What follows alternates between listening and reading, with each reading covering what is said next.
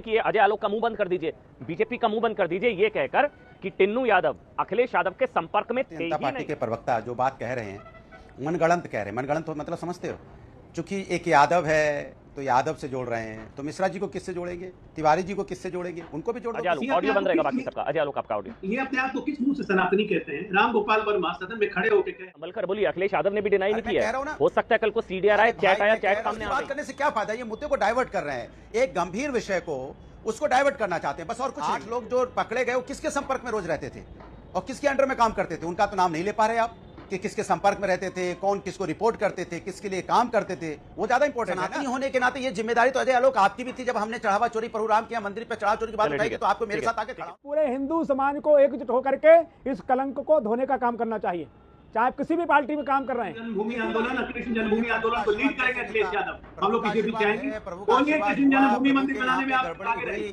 तो समाज पता चल जाएगा किसने सनातनी सनातनी होकर उठाई ना बात। चोरी हो गई, उससे गेंद बना दिए हैं राजनीतिक दृष्टि से। वो कह रहा है इसने की, वो कह रहा है इसने की। क्या तमाशा है भैया, राजनीति आप लोग करो, मना नहीं है। भगवान के प्राण प्रतिष्ठा के बाद वहां चोरी करना, भगवान की प्रॉपर्टी पे हाथ डालना, ये यही दर्शाता है कि इनको भगवान से भी डर नहीं है या भगवान श्री राम को मानते नहीं है। नमस्कार, आप देख रहे हैं द डिबेट टीवी। तो दोस्तों, आज की डिबेट में हम बात करने वाले हैं राम मंदिर में जो चंदा चोरी का मामला हुआ था, उसका मामला बढ़ता ही जा रहा है और एसआईटी की जांच में नए नए मामले सामने आ रहे हैं, जिस पर आज डिबेट हुआ, जिसमें आज बीजेपी के प्रवक्ता अजय आलोक और समाजवादी पार्टी के प्रवक्ता अनुराग भदौरिया के बीच में बहुत बड़ी बहस हो गई।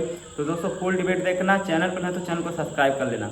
टिन्नू यादव अखिलेश यादव के संपर्क में नहीं थे, ये अगर आप डिनाई तो कर सकते हैं कि ये अजय आलोक का मुंह बंद कर दीजिए, बीजेपी का मुंह बंद कर दीजिए, ये कहकर कि टिन्नू यादव अखिलेश यादव के संपर्क में थे ही नहीं।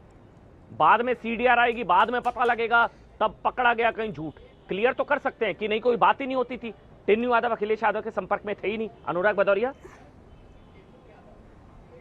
अच्छा, आपको ये नहीं लगता कि भारतीय जनता पार्टी के प्रवक्ता जो बात कह रहे हैं मनगढ़ंत कह रहे हैं? मनगढ़ंत तो मतलब समझते हो, चूंकि एक यादव है तो यादव से जोड़ रहे हैं, तो मिश्रा जी को किससे जोड़ेंगे, तिवारी जी को किससे जोड़ेंगे, उनको भी जोड़ दो किसी से। कमाल की बात करते हैं आप भी। माने आपको, आप ही कह रहे हैं संपर्क में नहीं थे वो। महोदय ने ही कहा कि ट्रस्ट पे, अरे मेरे बात सुन लीजिए ना, आप झूठों का जवाब मत पूछा कीजिए। इतना बड़ा डिनाई कर दीजिए, उसके बाद 2 मिनट बोलिए। डिनाई कर दीजिए, उसके बाद 5 मिनट बोलिए। आज बात सुनिए ना, आप डिनाई कर दीजिए, उसके बाद 5 मिनट बोलिए, मैं नहीं टोकूंगा आपको। आप डिनाई करिए, डिनाई कर ही रहा हूं, अखिलेश यादव और टिन्नू यादव के बीच में कोई बात नहीं हुई। उसमें हाँ जी, हाँ जी, बोलिए बोलिए। हाँ, बोलिए। कोई किसी का कोई लेना देना नहीं है, ये सब झूठ बोल रहे हैं, मनगढ़ंत कहानी बन रहे हैं, किसी की कोई बातचीत नहीं, कुछ नहीं, लेना देना नहीं, कोई फोन पर बात नहीं हुई, मुद्दे को डाइवर्ट, सीडीआर में नंबर नहीं आएगा। अरे कोई मतलब तो, अरे आ जाए, कोई कहीं कुछ नहीं भाई, जबरदस्ती बात करने से क्या फायदा, ये मुद्दे को डाइवर्ट कर रहे हैं, एक गंभीर विषय को उसको डाइवर्ट करना चाहते हैं बस, और कुछ नहीं है। सवाल ये है, मैं सीधा सा सवाल पूछता हूं आपसे, क्या जो लोग वहां पे 8 लोग जो पकड़े गए वो किसके संपर्क में थे, जरा बता दीजिए मुझे। अरे मैं बात कर लूं अपनी, मैं आपके बीच में नहीं बोला। जो 8 लोग थे वो किसके संपर्क में थे? हाँ, बोलिए। उनको पकड़ा क्या? 8 लोग जो पकड़े गए वो किसके संपर्क में रोज रहते थे और किसके अंडर में काम करते थे, उनका तो नाम नहीं ले पा रहे आप कि किसके संपर्क में रहते थे, कौन किसको रिपोर्ट करते थे, किसके लिए काम करते थे, वो ज्यादा इंपॉर्टेंट है ना, तो उसको नहीं बोल पा रहे हो आप, उसको छुपाने के लिए दुनिया की बातें अनुराग भदौरिया, मेरी बात पूरी। लेकिन ये भी है, आप जो डिनाई कर रहे हैं, अखिलेश यादव ने भी डिनाई नहीं किया अभी, थोड़ा संभल कर बोलिए। अखिलेश यादव ने भी डिनाई नहीं किया। हो सकता है कल को सीडीआर आए, चैट आया, चैट सामने आ गई, फिर यही बयान चलेगा आप झूठ बोल रहे थे। आप सावधानी से बोलिए, क्या कोई बात नहीं हुई? अरे मेरी बात सुन लीजिए, अरे बात सुन लीजिए भाई, 8 लोग रोज किसके संपर्क में रहते थे बताइए मुझे, और किसके देखरेख में काम कर रहे थे, वो ज्यादा इंपॉर्टेंट है कि नहीं? मैं अखिलेश यादव, टिन्नू यादव की बात कर रहा हूं ना। किसके देखरेख में काम कर रहे थे, किसके संपर्क में काम कर रहे थे, मैं सबकी बात कर रहा हूँ, 8 की बात कर रहा हूँ, टिन्नू यादव से लेके जितने भी लोग। सही बात है, सबकी जांच होनी चाहिए। 8 के 8 किसके संपर्क में थे? हाँ, मेरी बात 8 के 8 किसके संपर्क में रहते भाई? अरे मेरी बात सुनिए ना, अरे जिसके संपर्क में रहते थे, जिसके देखरेख में काम करते थे, जिनके यहाँ काम करते थे, वो ज्यादा जिम्मेदार है ना।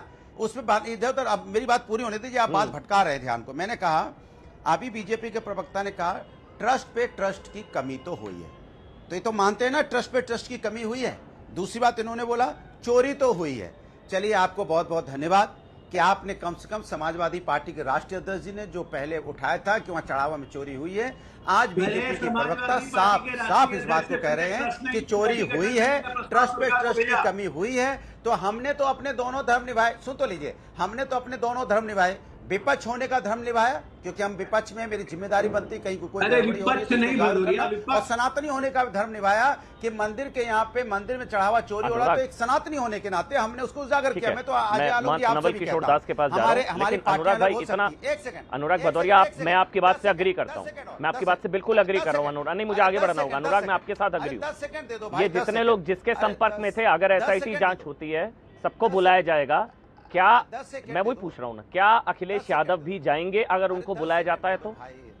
अरे भाई 10 सेकंड दे दो भाई, बेकार की बहस से फायदा नहीं, आप डिलीट कर ले बात को, मेरी बात खत्म हो जाएगी। मैं आपसे कह रहा हूँ, देखिए समाजवादी पार्टी, अरे सुनिए, मैं आपके बीच में नहीं बोला। देखिए, एक आलोक अजय जी जिस पार्टी से आते हैं, हमारी पार्टी है, पार्टी की विचारधारा तो अलग हो सकती है, लेकिन हम दोनों सनातनी है ना। सबसे पहले सनातनी होने के नाते ये जिम्मेदारी तो अजय आलोक आपकी भी थी, जब हमने चढ़ावा चोरी प्रभु राम के मंदिर पे चढ़ावा चोरी की बात उठाई तो आपको मेरे साथ आके खड़ा होना चाहिए था। पहले हम सनातनी है, उसके बाद हम पार्टी। अजय आलोक 30 सेकंड में जवाब, ऑडियो बंद हो गया। अनुराग भाई हो गया, अनुराग भाई एक एक करके प्लीज, बड़ा पैनल है। अजय आलोक आप जवाब दीजिए 30 सेकंड में, फिर मैं नवल किशोर दास जी आपके पास आ रहा हूँ। अजय आलोक ऑडियो बंद रहेगा बाकी सबका। अजय आलोक आपका ऑडियो। ये अपने आप को किस मुंह से सनातनी कहते हैं? राम गोपाल वर्मा सदन में खड़े होकर कह रहे थे कि ये जो अयोध्या में वहां मस्जिद है और राम लल्ला इसके अवैध कब्जेदार है। राम लल्ला को अवैध कब्जेदार करने वाले सनातनी हो गए। अखिलेश यादव कहते हैं किसी कीमत पर मंदिर नहीं बनने देंगे, वो सनातनी हो गए। रामचरितमानस को जलाते हैं लखनऊ के रोडों पे, ये सनातनी हो गए। कहां से सनातनी आए औरंगा से यार? कोई सनातनी याद नहीं है। आज अगर सनातनी है भदौरिया तो चिल्ला के बोलिए कि कृष्ण जन्मभूमि आंदोलन और कृष्ण जन्मभूमि आंदोलन को लीड करेंगे अखिलेश यादव। हम लोग पीछे भी चाहेंगे, बोलिए कृष्ण जन्मभूमि मंदिर बनाने में आप आगे रहिए, तो समाज पता चल जाएगा किसने सनातनी के राष्ट्रीय सनातनी होके उठाई ना बात, आपने तो उठाई नहीं। अब इससे ज्यादा क्या होता है, प्रभु राम के घर में चोरी हो गई, चोरी हो रही थी तो उसकी आवाज समाजवादी पार्टी ने उठाई, तो मानोगे कि नहीं मानोगे? इतना तो मानोगे, और कुछ मानो मत मानो। महंत नवल किशोर दास, ऑडियो बंद कर दीजिए सबका। महंत नवल किशोर दास, क्या ये बेकार का सवाल है? ये वो सवाल उठा रही है भारतीय जनता पार्टी, यहाँ परमहंस जी जो जगत गुरु, उन्होंने भी सवाल उठाया। क्या ये बेकार का सवाल है कि टिन्नू यादव ने, लोग कह रहे इतनी बार अखिलेश यादव से बात की, बीजेपी आरोप लगा रही है कि क्या ये बेकार का सवाल है या इसकी भी गंभीरता से जांच होनी चाहिए? महंत नवल किशोर दास, कि अगर ये कांड हुआ, ये पाप हुआ, तो महापाप के पीछे खिलाड़ी असली कौन था? रिमोट कंट्रोल किसका था? अमन जी देखिए, इसमें पूरा हिंदू समाज कहीं न कहीं अपने आप को बड़ा ठगा हुआ महसूस कर रहा है, बड़ा अंदर से बेचैनी और परेशानी है। एक लंबे अंतराल के बाद भगवान श्री राघव का भव्य दिव्य मंदिर का निर्माण हुआ। दुर्भाग्य से एक बहुत बड़ा महापाप हो गया वहाँ। मैं तो इतना कहूँगा, हमारे देश में एक प्रचलन चल गया है, कोई घटना कहीं हो उसमें राजनीति जरूर होनी हो। सब लोग राजनीति करते हैं, ऐसा नहीं एक कोई पार्टी कर रही है, सब राजनीति कर रहे हैं, सब कहीं न कहीं धर्म का दोहन कर रहे हैं। ये चिंता का विषय है। देखिए, जिन लोगों की जिम्मेदारी थी वहाँ प्रबंधन हो, हमें स्वीकार करना होगा प्रबंधन में कहीं न कहीं कमी रही। कौन व्यक्ति किससे संपर्क में था, आपने उसे रखा, फिर आपके विरोधी से कैसे वो संपर्क में हो गया? फिर इसका मतलब आपका था नहीं हो, उसके मन में पहले पाप रहा होगा। यदि ऐसा है तो तीसरा, मैं आपको निवेदन ये करना चाहता हूँ, ये कोई किसी के घर में चोरी नहीं हुई है, किसी पार्टी की चोरी नहीं है, ये सनातन की चोरी है। ये समग्र हिंदू समाज का बहुत बड़ा अपमान और श्रद्धा का दोहन किया गया है। इस कलिकाल में इससे बड़ा कोई पाप नहीं हो सकता। भगवान श्री राम मर्यादा पुरुषोत्तम हैं, मर्यादा पुरुषोत्तम के घर में चोरी हो गई, उसकी जिम्मेदारी तो लेनी ही पड़ेगी और लेना चाहिए। आज ट्रस्ट ने निर्णय किया है, कुछ दायित्व बदले हैं, अच्छी बात है, पर मैं फिर भी कह रहा हूँ कि ट्रस्ट में उन लोगों को सम्मिलित किया जाए जो शारीरिक और मानसिक रूप से स्वस्थ होकर के ट्रस्ट का काम कर पाएँ। संगठन का और समाज का काम अलग बात है, संस्था का प्रबंधन करना अलग बात है। उसमें ऐसे लोग रहें जो प्रबंधन करने में कुशल लोग हों, काम करने वाले नहीं कराने वाले लोग हों, कि कैसे काम कराना है। लोगों का चेहरा देख के चरित्र पता कर लें कि ये व्यक्ति का चरित्र कैसा है। एक दिन दो दिन चोरी नहीं हुई, निरंतर चोरी होती रही। इतना बड़ा पूरा सनातन धर्म पर, हिंदुओं पर कलंक लग गया और हम राजनीति कर रहे हैं, हमसे तमाशा बना के रख रहे हैं। इससे बड़ा कोई अपमान नहीं हो सकता माननीय अमन जी। ये बहुत बड़ा हिंदू समाज का अपमान हो रहा है। एक तो चोरी हो गई, उससे गेंद बना दिए हैं राजनीतिक दृष्टि से, वो कह रहा है इसने की, वो कह रहा है इसने की। क्या तमाशा है भैया? राजनीति आप लोग करो, मना नहीं है, परंतु कम से कम कुछ क्षेत्र को तो छोड़ दो भाई साहब। इसमें पूरे हिंदू समाज को एकजुट होकर के इस कलंक को धोने का काम करना चाहिए। चाहे आप किसी भी पार्टी में काम कर रहे हैं, किसी राजनीतिक दल के व्यक्ति हैं, कृपया हाथ जोड़ के प्रार्थना है, ये किसी पार्टी में नहीं, पूरे सनातन पे कलंक लगा है। इसे धोने के लिए हम सबको सामूहिक प्रयास करना पड़ेगा और करना चाहिए, ऐसा मैं निवेदन करता हूं। सोमनाथ भारती जी हम हमारे साथ जुड़ चुके हैं, सीनियर लॉयर हैं, वरिष्ठ अधिवक्ता हैं, आम आदमी पार्टी के सीनियर लीडर हैं। सोमनाथ जी, आप ही की तरफ इशारा कर रहे थे शायद महंत नवल किशोर दास जी या ट्रस्ट ने भी पीसी की पॉलिटिक्स ना करें, अफवाहों पर ध्यान ना दें। नाम नहीं लिया, लेकिन ऑपोजिशन का जिक्र हो रहा था कि आप लोग फायदा उठाने के चक्कर में, अपनी पॉलिटिक्स के चक्कर में सनातन को भी बदनाम कर रहे हैं और अफवाह फैला रहे हैं। सोमनाथ भारती जी। माननीय अमन जी, आपको सादर प्रणाम और अपने साथ जितने को पैनल सबको प्रणाम। नमस्कार। देखिए, ऐसा है कि कौन क्या कर रहा है, बात इसकी नहीं है। मेरे जो प्रीवियस वक्ता ने कहा, बड़ा अच्छा कहा। आप ये बताएं कि जी आपको एक दायित्व दिया गया था, उस दायित्व में जो लूटपाट की घटना हुई है उसका खामियाजा कौन भुगतेगा? ये जो सिर्फ मामूली चोरी नहीं है अमन जी, ये 100 करोड़ हिंदुओं की आस्था पर गहरा चोट है।